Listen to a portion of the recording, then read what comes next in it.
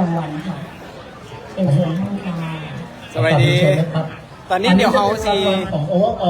เบิ้งพิธีฮับรางวัลเนาะสำหรับ 21.1 กิโลเมตรนะครับ overall เด้อฮับมาราธอน สำหรับผู้ชาย overall ก็จะ half เป็น marathon นัทวัฒน์อินนุ่มนะครับ น้อง นักวิ่งไทย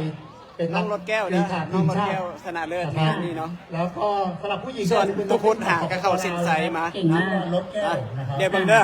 รถแก้วกำลังจะขึ้นเวทีแล้ว คือโอเวอร์ของฮาร์ฟเราเนี่ยเป็นนักวิ่งทีมชาติทั้งคู่นะครับ แต่ว่าผู้ชายเป็นทีมชาติไทย เขาไม่ให้ใกล้อะ ผู้หญิงเป็น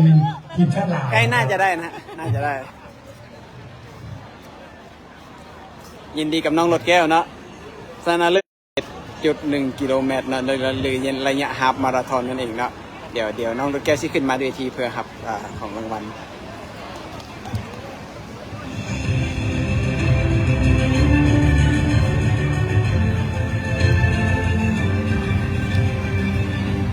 อันดับที่หนึ่งนะครับโอเวอร์ชายนะครับในระยะฮาล์ฟมาราธอนนะครับ คุณนัทวัฒน์อินนุ่มทำเวลาไปได้1 ชั่วโมง 13 นาที 2 วินาทีครับขอแสดงความยินดีด้วยค่ะ นักวิ่งทีมชาติไทยนะครับนัทวัฒน์อินนุ่มนะครับเขามีฝาแฝดอีกคนคือนัทวุฒินะครับวันนี้มาคนเดียวนะครับพารางวัลไป รับเหรียญรับโล่แล้วนะคะ เรายังมีเงินรางวัลมอบให้กับนักวิ่งด้วยนะคะเป็นรางวัลมูลค่า 7,000 บาทค่ะ ครับที่หนึ่งของทางรางวัลจะเป็น 7,000 นะครับ ค่ะและยังนอกจากนี้เรายังมีกิฟต์เซตนะคะ จากคุณนิพนธ์เกยด่านดาวผู้จัดการฝ่ายการตลาดโรงแรมสวรรค์รีสอร์ทท่าแขกที่มามอบของรางวัลให้ด้วยค่ะ ภายในกระเป๋ามีกิฟต์เซตมากมายเลยค่ะ ขอแสดงความยินดีด้วยนะคะ ขอแสดงความยินดีด้วยนะครับวิ่งเร็วมากๆเลยนะครับ ถอยหลังยืนรถด้านหลังเลยค่ะ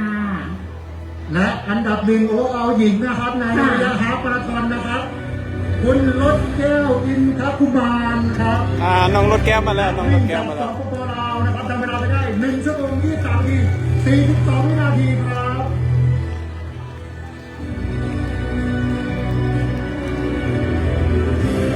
อันนี้ก็ไม่ผิดโบนะครับไม่เหลือความคาดหมายนะครับได้ที่หนึ่งไปอย่างสวยงามครับ หับเงินรางวัล5,000 บาทเลย เงินรางวัล 5,000 บาทนะครับสำหรับโอเวอร์หญิงนะครับในระยะฮาล์ฟมาราธอนนะครับ ได้ทั้งเหรียญรางวัลได้ทั้งโล่รางวัลเงินรางวัลแล้วก็กิฟต์เซตด้วยนะคะ ขอแสดงความยินดีด้วยครับ เดี๋ยวถ่ายรูปพร้อมกัน2 คนเลยนะครับ ค่ะ ทั้งสองท่านเชิญค่ะเชิญประกบท่านอดุลเลยนะคะ อันนี้คือฮาล์ฟมาราธอนนะครับ ทั้งชายและหญิงนะครับ ค่ะ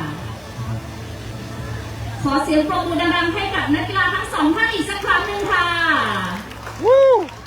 ขอบคุณมากครับ ค่ะขอแสดงความยินดีด้วยค่ะ ได้ปะ ขอบพระคุณท่านพลตำรวจเอกอดุลแสงสิงแก้วด้วยนะครับที่ให้เกียรติมอบรางวัลโอเวอร์ออลทั้งชายและหญิงนะครับ ในครั้งนี้นะครับขอบพระคุณครับ เดี๋ยวลำดับถัดไปนะครับ เราจะประกาศตามระยะที่มีความพร้อมก่อนนะครับ ซิลิน่าได้เท่าไหร่น้องมิวได้เท่าไหร่ที่ เรา ได้ อาจจะต้องไปที่นี้ก่อนนะครับ ที่5กุมอายุเด้อที่5กุมอายุเด้อเดี๋ยวถ้าเบิ่งน้องมิวขึ้นทับรางวัลพร้อมเด้อเดี๋ยวตอนนี้นะเขาไปนวดขาก่อนเด้อ ตู้ปวดขาแห้ง